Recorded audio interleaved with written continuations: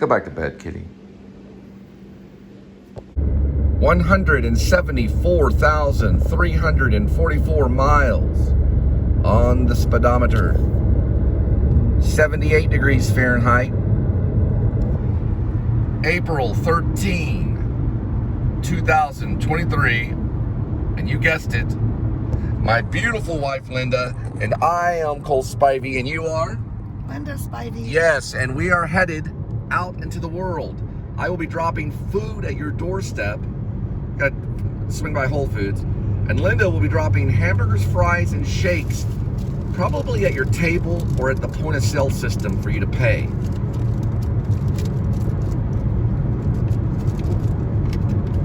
You better follow us. Now, when I worked with Direct Energy, I was a door-to-door salesman, and we were taught by a script. We had to memorize the script verbatim or we could not be hired. They're out of Canada. This is when deregulation came about on the electricity company. All the companies, TXU and everyone, got deregulated so other people could compete and they could bring in their own product, their own services for electricity. So in Direct Energy, we had a script, and when we knock on the door, we'd knock on the door and they'd answer, hello. We would say, go get your electricity bill. That was the first thing we would say. If we ever said this and we knocked on the door, hello, knock on the door, hello. They'd go, yes. We said, would you go get your electricity bill? They just slammed the door. So you knock on the door and the door would open. Would you please go get your electricity bill? They'd slam the door. This is how you had to do it. You knock on the door, hello. Do me a favor, go get your electricity bill, and then get the electricity bill, and we'd start from there. I'm going to show you your kilowatts per hour that the whole thing would start with a command. Go get your electricity bill, or please go get your electricity bill. You might could say, could you get your electricity bill? You might could ask them a question like, do you have electricity bill? And they'd say, yeah. Go get it for me. That you could do that. Okay, to get them to say yes, right? You wanted to get them to always say yes. Do you have an electricity bill? Yes. Go get it for me, please. And they'd go get it, right? Or they wouldn't, you give them a chance to say no, and they'd say no. That was how we sold electricity. But the whole script was we had to have it verbatim. We had to sell it. We had to sell it verbatim, word for word, and we had people come out and watch us. They were like quality control for the company. And they'd make sure we got every single word right, or we'd be disciplined.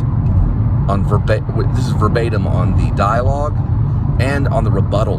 We had the rebuttals memorized.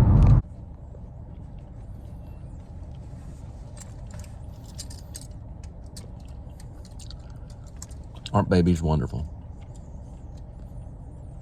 All the way from Arizona. So I told Linda, I just dropped her off. I told her, I said, just, have fun, give everyone their malt or shake, hamburger and french fries, and no knives. Just tell them no knives, and they'll understand. And then just show them your thumb, So now we gotta go to Whole Foods. All right. So if you don't know me, I'll just do this. My first marriage was to a lady named Sarah. She was half Sicilian, half Irish. She had these lips. It's kind of one of those things. But she went to American Broadcast School, so she was going into radio, and she was the one that got me introduced to David Lynch. So I give the credit over to Sarah. But when she was in Crowley, she had a friend named Brian Bertino. He made The Strangers, one of our great horror directors. Wonderful director. I might want to see if I can get him the script to Escape from Maine, because he's good. He's a really good director. Now, I'm going to have to look at Internet Movie Database to see what he's been doing, because The Strangers so far is his best work, and it's a horror film. It's got Liv Tyler in it. There's a record player involved with a vinyl record playing and all this great stuff. Very scary. Saw it in the movie theater, chills all over my body. Probably one of the scariest movies I saw that year, and then later on Saw came out. But regardless, it's very good, and he's a very good director.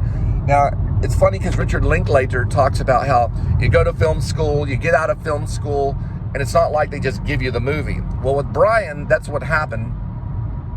When Brian was younger, he had read Helter Skelter, and I guess it put some fear in him or something. His dad suggested that he read it or something. It was a 1960s kind of book, Really, it was the 70s when it came out and became popular. But he knew that book very well.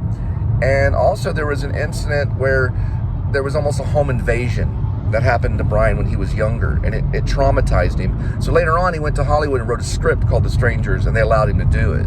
He tied in Helter Skelter in there in some way, which is interesting. But anyway, Brian's very talented, and I'm looking and saying, like, where did he go? He's a 1977 year, so he's probably right there in Generation X. That's probably one of the Generation X directors, and that's exactly what would happen to a Generation X director. They just go missing. I'm not laughing at him, but I'm just saying that's what would happen. Same with the Generation X actors.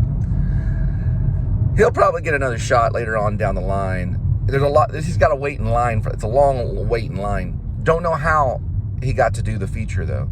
But it came to all the movie theaters, a movie theater near you. It was right over here at Ridgemar Mall. We went to go see it, and we were just blown away. This guy's an incredible director. We're waiting for his next one to come out. Brian Bertino. Got to check him out. One of our promising directors. All right, so back to Brian Bertino.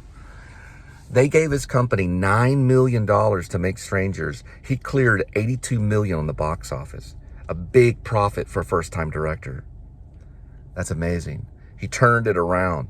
So they gave him $9 million, and it made $82 million at the box office. It's a great horror film. That's a big, big success, especially for a first-time director. He really knocked it out of the park. So we're waiting, and we've been waiting like 2008, 18, far more than 10 years. The whole thing in Brian Bertino's Stranger about a marriage proposal, things go a little awry a little bit, someone goes out for a pack of cigarettes, and all of a sudden,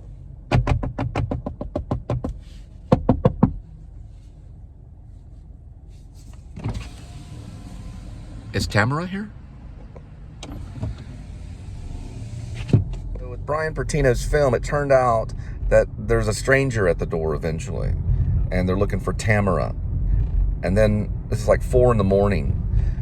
There's a record that's put on, like a vinyl record that's spinning. You can hear it kind of sizzling on the turntable, you know, the record player. Then all of a sudden, Tamara here? And that's how it begins. So eventually there's a character that comes in that's kind of like the Jason Voorhees types. He's got a mask on. Well, it's not really a mask. It's like a hood. It's like a, you know, like a bag over his head. And in the end, they're killed. And he shows it. It's pretty gruesome. But the way that it's done in the ending, it's very creepy. Some of these things have like really happened in life. You don't really understand why. It's about home invasion. And that's just horrifying because my grandparents, when I was younger, there was a home invasion. My sister was there. My sister jumped out the window. They came in with voice changers. You're talking about scary. They had my grandfather Pawpaw lay down and they put a blanket over him. They had my grandmother lay down and put a blanket over her. And their voice changers were like, "Where's the gold?" You know, and they were looking for gold because my parents were in the jewelry business. And my grandfather he'd help my father refining gold. And he didn't have it there. But they were looking for it because they heard about it. Some say they were Hispanic. But they don't really know. They never caught them. Now, my sister ran across the neighbor, and she knocked on the neighbor's door. And the neighbors heard about what was happening from my sister and ran over there with shotguns. And they banged on the door. It's a true story. Now, they finally got in. I think they kicked their way in, and the robbers had run out the back door and jumped the fences. There was a gunfight that went out, and Diamond Lock, they chased them in their truck, shooting after them. This is like shotguns out the window. Don't know if they hit them or not. They probably did. They never turned up. They never found them. We don't even know who they are. Now, here's another thing that's scary. There's a movie made by Sidney Lumet called Don't Let the Devil Know You're Dead. And when I saw that, I was horrified, because that's about a jewelry store that gets robbed. But it's within the family. And we don't know if that happened or not. No one knows. But what's scary about the whole situation is that from my grandmother's point of view, I think she saw someone that had dark complected skin. That's why we think they're maybe Hispanic. But you couldn't tell from the accent, from the voice changer. Like, where's the gold? Where's the gold? Where's the gold? It's so scary, it's funny. Really happened. The whole diamond lock robbery happened in Haltom to my grandparents. The home invasion happened when I was about 15 years old. I had a cast up to here for skateboarding. I broke my ankle. It was known as a spiral fracture. I broke my ankle. So I was actually at my mom's house because my sister and I were raised by my grandparents from the World War II era. So they were there. My grandfather was blind. And since this incident, he would carry a .38 special in his back pocket until the day he died, until they put him in hospice. Regardless, he would get up in the morning, he would go out in the garden, and he would take a pee. He would urinate in the garden to basically help the garden grow. So he would go out in the morning, and this one time he opened the door, and they were there. They had shotguns, they had voice changers, and they came in. My grandma flipped out. They grabbed a globe. This is like you ever watch Jordan the Lion? You ever see those globes? You know, the globe on it? Well, there was a globe, and I think there's a globe in the Jordan the Lion intro. It's like a little globe spinning around. Maybe it's my imagination on it. If you watch Jordan the Lion, the vlogger. But there's those globes that you can look on the, you can spin around, on the globe. That sit on a table, and they're on like a little thing, and it has like, you can see the different countries. They grabbed one of those globes and bashed it on my grandma's head, nearly knocking her out. She had a big welt on her head because she wouldn't tell them exactly where the jewelry was in the house. They did steal a lot of jewelry. We don't know exactly how much, but it was quite a bit. And to this day, we don't know who stole them. Who stole the jewelry, who tried to kill them. They say the reason why they put the blankets over them is so there wouldn't be blood splatter if they try to get underneath the blankets. Luckily, my sister was brave enough to jump out the window. It was a one-story house, but she still had to jump over a fence and deal with the dog. We think that one of them did get shot from the vehicle. The neighbors weren't going to let them live when they found out what happened. Those are old. That was elderly abuse, but not only that, they could have killed them. They could have had heart attacks. So the neighbor went over there to kill him and his son. He had shotguns, banging on the door, and they kicked in the door, and those little scared mother effers ran off. They trailed them in the truck and started shooting. Hopefully they got one of them. Live with a gunshot wound, that changes your life for the rest of your life. This happened when I was 15 years old, so do the math. I was born in 1973. So 83 would be 10, so 84, 85, 86, 87, 88, 1988. Happened in the summer of 1988 when I had a cast on my leg. I was in the other part of Haltom where my mom was living at the time with my stepdad. I would have been immobile. They went back in the room where I was supposed to be at the Diamond Lock house. They went back there looking for someone. I would have been immobile. I'd have been laying on the bed, resting, because I had to heal from the break. And I was on painkillers too.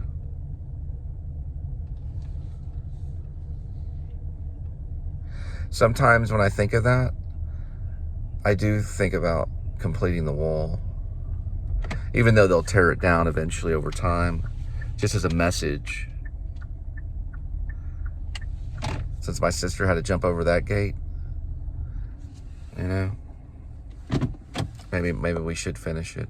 All right, so I'm here at Whole Foods, and I've come to know that sometimes I think it's on private, and then it goes up on public. You'd have to erase it and then re-upload it, and then if you have 7 vlog shows, you have to erase all 7 to get the order right. It's very difficult because we're doing multiple posts because of the fact that I don't have Frontier internet. I only have Spectrum. It's easier for me to do like a 29-minute show than like a 45-minute show or an hour and a half show. So if you go to Facebook, my Facebook, you'll see the order it's supposed to be. And then if you go to YouTube, you'll see that it's a little, maybe one posted a little sooner than the other. Well, I'm trying to slow that down by putting it all on private. But because of how my life works, it doesn't always work that way. But you can still watch it out of order. You can watch this vlog. They're all independent vlogs. So it doesn't really matter. It's not that important that if you watch one of the vlog sequence for that day, if you watch the last one first or the first one last, it doesn't really matter. It'll still make sense to you to a certain degree because it's just a vlog. When I first started, it was easier to upload an hour and a half show on Frontier, but it's harder on Spectrum. So that's the whole reason why sometimes one show will post a little sooner than the other. It could be because I'm on the run and I have to get going and we'll have to see if this one posts first, or it could be that I accidentally hit public on one and it went public too soon. We'll have to look at it. It's still developing. I even learned something just now whenever I was dealing with it. I learned ideally I should have them all on private for that day, and then the time of day I would release it, whether it be a morning show or an evening show. But I've decided not to do that. What I've decided to do is I've decided to release one show, which is the PSS show, which is the starter show, when I can, whether it be in the middle of the night, early in the morning, or in the afternoon, depending on how my life is. That show will float. The other shows will wait, which are all connected. It could be the 6 to 7 other vlog shows, and then they'll be released, hopefully in order. You can follow my Facebook and find out that order and see if it matches. A couple of times I have gotten it. I'm a big gamer. I used to play like a lot of PlayStation 3. So in a couple of them, I've gotten it where all the orders match what basically is what's known as a playbill. That's what I'm releasing on Facebook. It just shows that these are the shows. This is the order that I wish it would be in, and please feel free to watch it. So anyway, I gotta get some pizza and then I'll head out.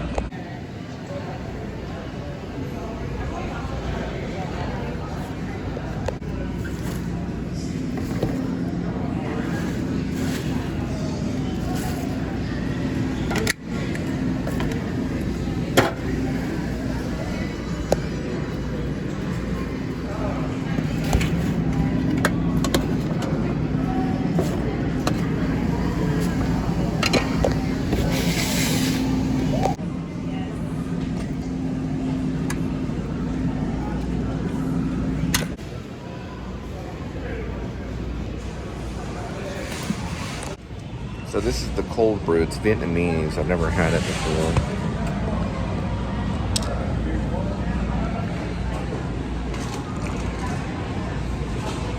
That's probably the best cold brew I think I've ever had.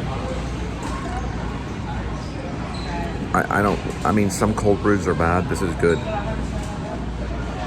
It's really, really good. Highly suggested.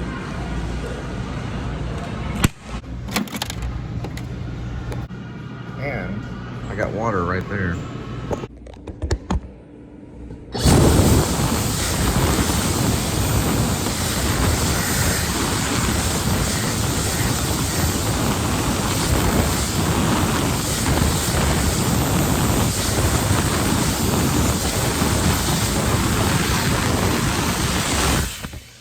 Copyright is the hardest part of all of this. It's dealing with the copyright. Because copyright's in a lot of places and they use Bose speakers. But the Cole and Linda Filmmaker Band, we're going to allow all our music to be used basically without any copyright infringement. So if you want to use it for your vlog, we won't go out and sue or anything like that. Alright. I just think it's wrong. You make music for people's enjoyment. You don't make it to try to block their content. So our music will be vlog friendly.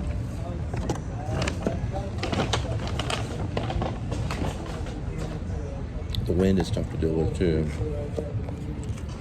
Pretty good.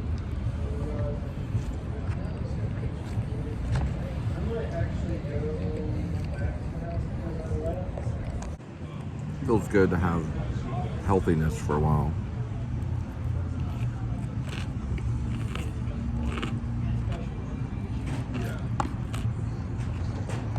All right, so the doctor was arrested, but I will not press charges because I don't want to kill him. The reason he was arrested is not necessarily because of the assault for pushing me. It's not the reason why. He was arrested for not giving the right information to the police when they questioned him. The hospital has what's known as cameras, which they have the right to look at if a crime is assault. Assault is a crime. You push somebody, that's an assault. It's a felony crime. So you can't even push anyone. If someone's bothering you and you go and you shove them, that's assault, felony assault. I can't press charges because of my belief, but the police can if he's not honest with the police. So that's the reason why. Oh, sorry about that. That's the reason why he went to jail. He bailed out. He'll probably start over somewhere. Texas Health is a big organization. I made the report immediately through Texas Health app. I didn't go to the police. It wasn't that big of a deal. But Texas Health can press charges against him because I'm still a citizen. To my knowledge, I think, yeah, I'm a citizen. I'm still a citizen, so you can't just, like this guy right here, like if I went up to this guy and I just shoved him, then I can go to jail for that. Or these people over here, if I just went over there and shoved them for whatever reason, you can find a reason for anything. I walked into the emergency room. I said, I am Linda's husband. I have long hair, but I am Linda's husband. I'm a Baptist. And we feel it's not right for another man to be alone with another man's wife, even if it's a conversation situation. And he said, I don't give an SHIT. I said, well, I don't appreciate your language. And then he got in my space and pushed me.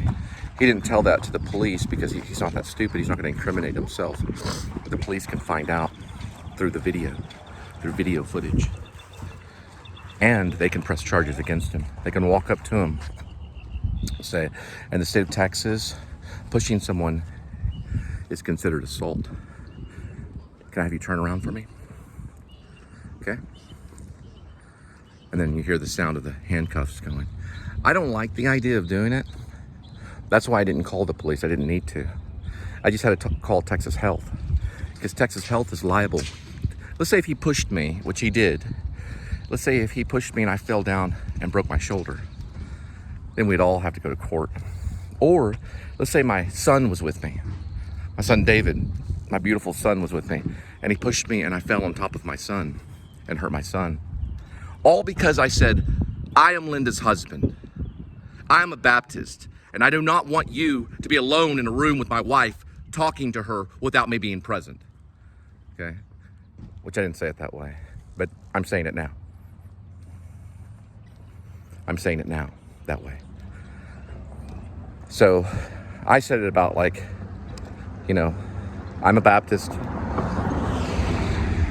My belief system is I don't feel that it's right to be alone with my wife and having an intimate conversation with her. I don't care if it's an ER room, that kind of thing. And then he goes, I don't give an SHIT. And I said, I don't appreciate your language.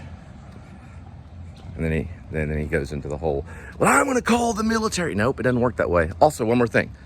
I'm a 9/11 survivor. I saw 3,000 people burned to death, you little punk. I don't care about your medical school. I don't care about anything. And I hope that if they do put you in for a little bit of time for assault, and this happens again, so if it happens again, and they do an investigation and find out that you're dealing drugs in the medical field, then you go in for even longer and you never become a doctor. Let's find out that you're dealing the abortion pill because you were talking to Linda about birth control. Let's say you perform an abortion.